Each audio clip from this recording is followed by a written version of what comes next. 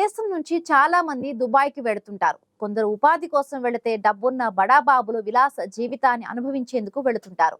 అక్కడ వారికి నూతన ప్రపంచం కనిపిస్తూ ఉంటుంది. అయితే దుబాయ్కి పొరుగున ఉండే అబుదాబిని ఎక్కువ మంది పట్టించుకోరు. మీకు తెలుసా, ప్రశాంతమైన నదిలా ప్రవహించే ఆ నగరం ప్రపంచంలోని అన్ని నగరాల వేగంగా పరుగులు తీయదు. నెమ్మదిగా ప్రశాంతంగా ప్రవహించే ఓ నదిలా హొయ్యలు పోతూ సాగుతూ ఉంటుంది. పోలిక కావాలంటే దుబాయ్ని న్యూయార్క్ తోనూ, అబుదాబిని ప్యారిస్ తోనూ పోల్చవచ్చు. యుఏఈలో గొప్పగా ఎదిగిన ఈ నగరంలో రాజసం ఉట్టిపడే బంగళాలు, విలాసమైన రహదారులు, సజావుగా సాగిపోయే ట్రాఫిక్ కనిపిస్తూ ఉంటుంది. వీటన్నింటి మధ్య అక్కడక్కడ లెక్కలేనన్ని ఆడంబరాలు, హోటళ్లు, రెస్టారెంట్లు కూడా కనిపిస్తాయి. సువిశాల ఎడారి ఇసుకలో వెలసిన స్వర్గం అబుదాబి. యుఏఈ దేశంలోని 7 అతిపెద్ద ఎమిరేట్స్ అంటే అతిపెద్ద రాష్ట్రాలలో అబుదాబి ఒకటి. ఈ నగరం వీధుల్లో సజావుగా సాగిపోయే ట్రాఫిక్ వ్యవస్థ ఓ అద్భుతమని పర్యాటకులు చెప్తూ ఉంటారు. ఒక్క మాటలో చెప్పాలంటే అబుదాబికి వెళితే అరేబియా అద్భుత ప్రపంచంలో కాలు పెట్టినట్టుగానే అనిపిస్తుంది. దుబాయ్ నుండి కేవలం ఓ గంటన్నర ప్రయాణం చేస్తే చాలు ఎమిరేట్స్ రాజధాని అబుదాబి చేరుకుంటారు. అబుదాబి గురించి చాలా మందికి ఎక్కువగా తెలియకపోవచ్చు. చూడ ముచ్చటగా చక్కటి ప్లానింగ్ తో నిర్మించబడిన ఎడారి కమలంలా ఉంటుంది అబుదాబి. దుబాయ్ మాదిరి తలుకు బెళుకులు లేవు, గ్లామర్ హడావడి అంతకంటే కనిపించవు. కానీ చూసి వచ్చినందుకు మనసులో ఓ సంతృప్తి మాత్రం తప్పకుండా మిగిలిపోతుంది. ఎమిరేట్స్ జనాలు ఈ నగరాన్ని బాగా ఆస్వాదిస్తూ ఉంటారు. షాపింగ్, డైనింగ్ ఏదైనా కానీ దుబాయ్ కంటే బాగా ఎంజాయ్ చేస్తూ ఉంటారు. విదేశీయులు ఎక్కువగా ఉన్న వారు దుబాయ్లో మాదిరిగా స్థానికులను బెదరగొట్టేంత స్థాయిలో కనిపించరు.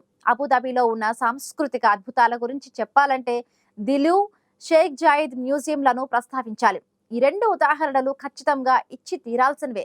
షేక్ జాయిద్ సంగ్రహాలయంలో గంటల పాటు గడపవచ్చు. అందులో ఉన్న వస్తువులు మాత్రమే కాదు, ఎంతో అద్భుతమైన ప్లానింగ్ తో వాటిని ప్రదర్శించిన తీరు బాగా ఆకట్టుకుంటుంది.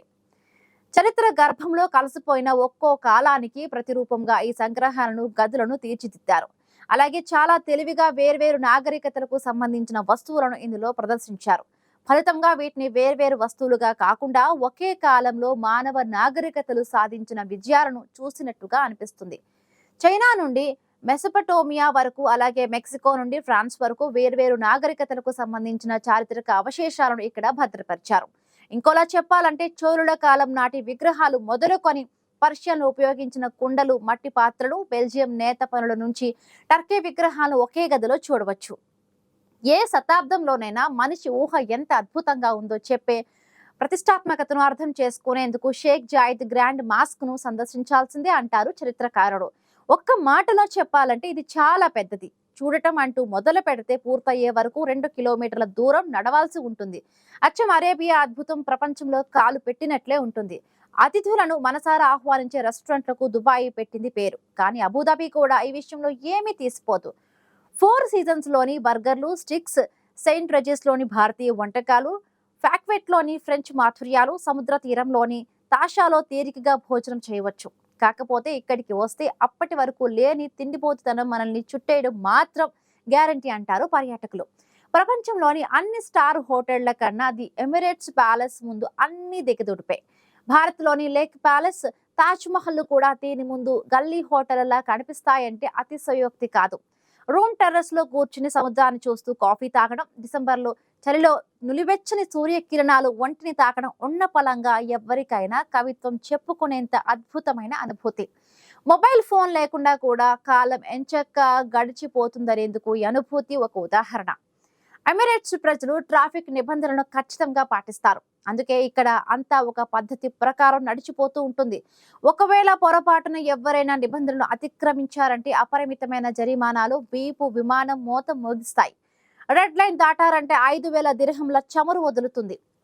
వచ్చే ఏడాది నుంచి దీన్ని ఏకంగా 50,000 దిర్హంలకు పెంచనున్నారని సమాచారం. ఈ మొత్తాన్ని డాలర్లలో చెప్పాలంటే 15,000, మన రూపాయల్లోనైతే 12.73 లక్షలు. ఆ మాత్రం చిన్న తప్పులకు అంతంత జరిమానాలా అని ఆశ్చర్యపోక తప్పదు.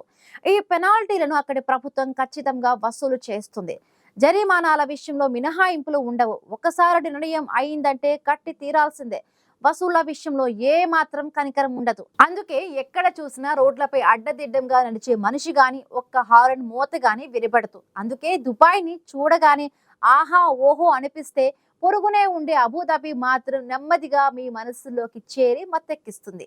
చిరకాలం ఒక జ్ఞాపకంలా నిలిచిపోతుంది. అది కాకుండా ప్రపంచంలోని అత్యంత సంపన్న దేశంగా అబుదాబి అవతరించింది. సావరిన్ వెల్త్ ఫండ్స్ ప్రకారం అక్టోబర్ 2024 నాటికి గ్లోబల్ ఎస్డబ్ల్యూఎఫ్ అబుదాబి నగరం ప్రపంచంలోనే అత్యంత సంపన్న దేశంగా అగ్రస్థానంలో నిలిచింది. ఈ దేశం మొత్తం $1.7 ట్రిలియన్ మూలధనాన్ని కలిగి ఉందని అంచనా. ఆ తరువాత స్థానంలో ఓస్లో నగరం, బీజింగ్, సింగపూర్, రియాద్, హాంకాంగ్లు వరుసగా ఉంటాయి.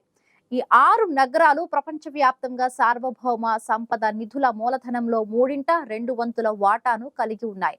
ఇంత తక్కువ కాలంలో ఈ నగరం ఇంతలా అభివృద్ధి చెందడం వెనుక అనేక కారణాలు ఉన్నాయి. 1950వ దశకంలో మొట్టమొదటిసారిగా అబుదాబిలో చమురును కనుగొన్నారు. అప్పటి నుండి నగరం ప్రపంచంలోనే ప్రధాన చమురు ఉత్పత్తిదారుగా ఎదిగింది. ప్రపంచంలోని ఈ నగరం ఆర్థిక స్థితికి ప్రధాన వనరుగా నిలిచింది. అబుదాబి ప్రపంచంలోని అగ్రశ్రేణి ఇంధన ఉత్పత్తిదారులలో ఒకటిగా ఉంటుంది. యుఏఈ చమురులో 95%, గ్యాస్లో 92% కలిగి ఉంది. నగరం అభివృద్ధి చూస్తుండగానే ఆకాశానంటేంతగా ఎదిగిందనే చెప్పాలి. నగరం చమురు వ్యాపారం ప్రారంభించిన వెంటనే ఏడీఐఏ స్థాపించింది. అబుదాబి అన్న పేరు ఫాదర్ ఆఫ్ ది గెజిల్ పేరు నుంచి వచ్చింది. ఈ అందమైన నగరం జంతువులు ఉండే ప్రాంతంగా చారిత్రంగా నిలిచింది. 8000 సంవత్సరాల క్రితం ప్రపంచంలోనే అత్యంత పురాతనమైన ముత్యం అబుదాబిలో కనుగొన్నారు. ఫాల్కనీ అనేది అబుదాబిలో ప్రాచీన సాంప్రదాయం. ఎమిరేట్ నైపుణ్యం కలిగిన ఫాల్కనర్లు గంభీరమైన పక్షులకు ప్రసిద్ధి చెందింది. పోపు ఫ్రావిన్స్ 2019లో అరేబియా ద్వీప కల్పాన్ని సందర్శించినప్పుడు అబుదాబి మొదటి పాపల్ సందర్శించారు. ముఖ్యంగా 1950 చివరిలో అబుదాబిలో చమురు కనుగొనడంతో ఎమిరేట్స్ ఆర్థిక వ్యవస్థ అభివృద్ధిని గణనీయంగా మారిపోయింది. 2024 అక్టోబర్ 1 నాటికి అబుదాబి మొత్తం మూలధనం విలువ 12.5 ట్రిలియన్గా నమోదైంది. ఇకపోతే అబుదాబి గురించి మాట్లాడుకున్నప్పుడు ఆ దేశపు యువరాజు గురించి ప్రస్తావించకపోతే ఈ కథ అసంపూర్ణంగానే ఉంటుంది. ఆయన పేరు Sheikh Khalid bin Mohammed bin Zayed Al Nahyan. చాలా పెద్దగా ఉంది కదూ. షార్ట్ గా క్రౌన్ ప్రిన్స్ అల్ నహ్యాన్ అంటారు. అబుదాబి రిచ్నెస్ అంతా ఆయన ప్యాలెస్ లోనే కనిపిస్తుంది. ఆయన మొత్తం ఆస్తుల వివరాలు చూస్తే కళ్ళు చెదిరిపోతాయి. నివాసం కోసం అతిపెద్ద ప్యాలెస్, బంధువులు, మిత్రులు, నౌకర్లు, చాకర్ల కోసం వందల కొద్ది భవనాలు, వ్యాపారం కోసం సొంతంగా చమురు బావులు, ప్రపంచమంతా తిరిగేందుకు 8 ప్రైవేట్ జెట్ విమానాలు, ఇలా 1-2 లక్షలాది కోట్ల ఆస్తులు ఆ కుటుంబానికి సొంతం. ప్రపంచంలోని అత్యంత ధనిక కుటుంబంగా ఆల్ నహ్యాన్ కుటుంబం పేరు మోసింది. వీరి మొత్తం ఆస్తులు $300 బిలియన్ పైమాటేనని చెప్తారు. మన కరెన్సీలో అయితే అది 25 లక్షల కోట్ల రూపాయల కన్నా ఎక్కువ.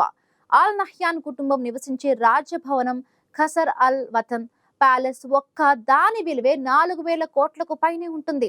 చూసారుగా, ఇది Abu Dhabi. Habibi come to Abu Dhabi.